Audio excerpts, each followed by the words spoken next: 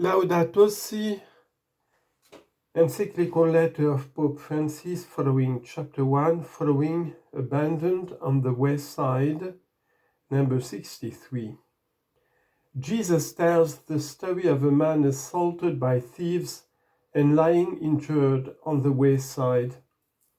Several persons passed him by, but failed to stop. These were people holding important social positions, yet lacking in real concern for the common good. They would not waste a couple of minutes caring for the injured man or even in calling for help.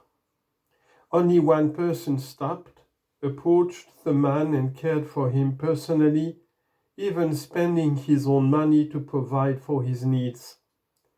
He also gave him something that in our frenetic world we cling to tightly.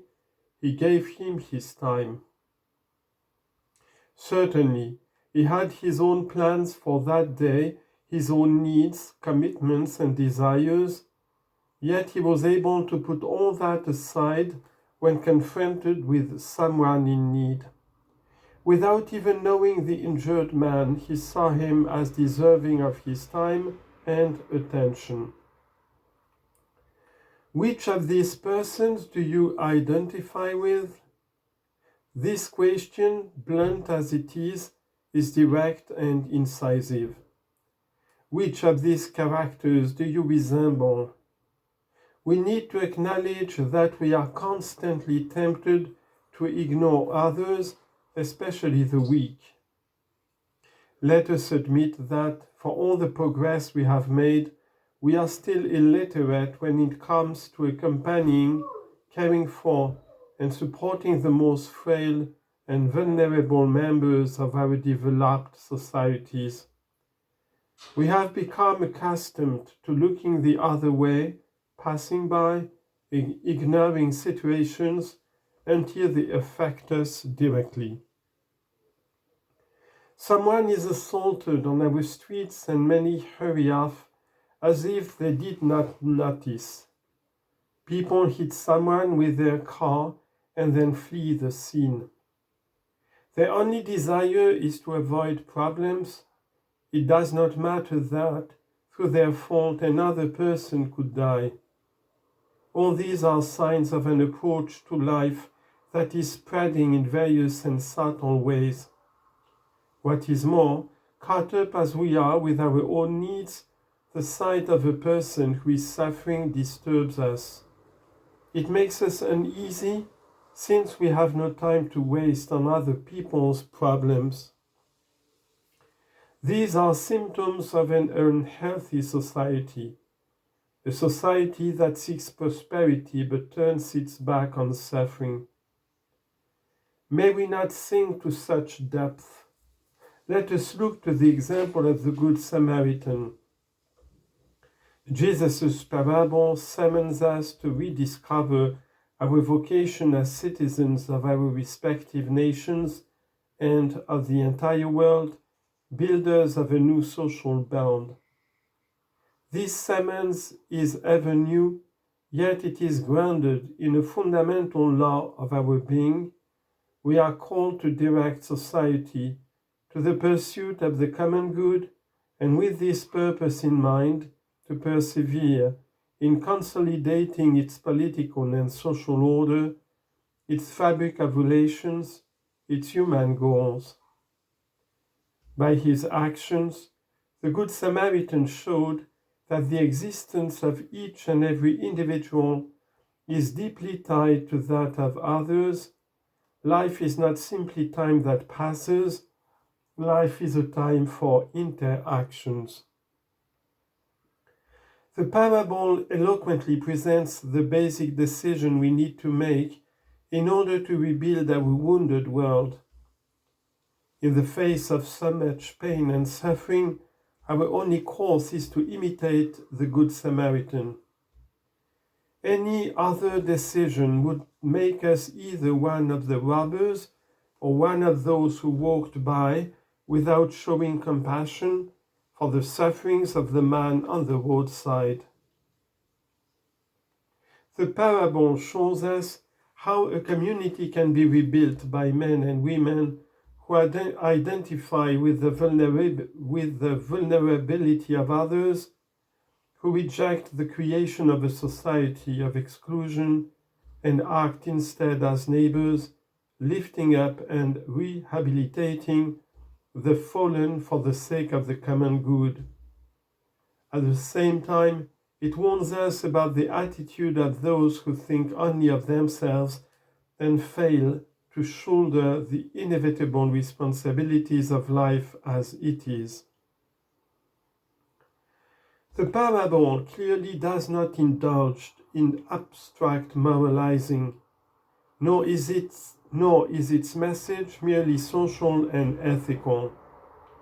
It speaks to us of an essential and often forgotten aspect of our common humanity. We were created for a fulfillment that can only be found in love.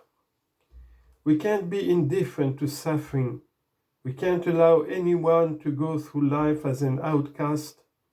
Instead, we should feel indignant, challenged to emerge from our comfortable isolation and to be changed by our contact with human suffering. That is the meaning of dignity.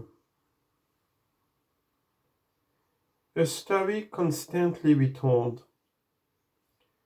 The parable is clear and straightforward, yet it also evokes the entire struggle that each of us experiences as we gradually come to know ourselves through our relationships with our brothers and sisters.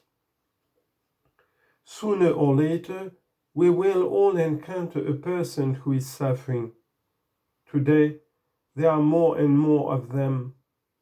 The decision to include or exclude those lying wounded along the roadside can serve as a criterion for judging every economic, political, social, and religious project. Each day, we have to decide whether to be good Samaritans or indifferent bystanders. And if we extend our gaze to the history of our own lives and that of the entire world, all of us are or have been like each of the characters in the parable.